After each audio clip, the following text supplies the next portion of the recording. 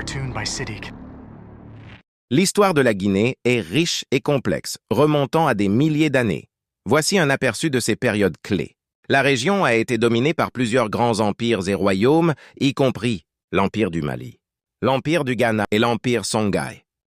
La région était un centre de commerce important pour l'or, le sel et d'autres marchandises. Colonisation française.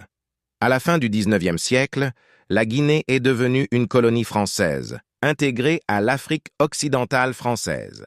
La colonisation a entraîné des changements économiques, sociaux et politiques majeurs. 1958. Sous la direction d'Ahmed Sékou Touré, la Guinée a été le premier pays africain francophone à voter non au référendum de la communauté française, proposé par Charles de Gaulle. Cela a conduit à l'indépendance de la Guinée le 2 octobre 1958. Régime de Sékou Touré.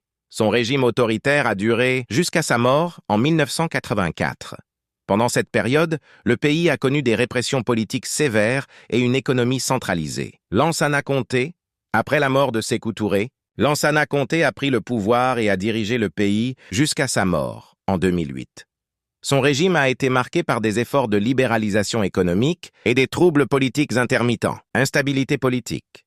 Depuis la mort de Conté, la Guinée a traversé des périodes d'instabilité politique, avec des coups d'État et des élections contestées. Alpha Condé, élu en 2010. Il a été réélu en 2015 et a modifié la Constitution pour briguer un troisième mandat en 2020, ce qui a provoqué des manifestations massives. Coup d'État de 2021. En septembre 2021, un coup d'État a renversé Alpha Condé et une junte militaire a pris le pouvoir. Diversité ethnique.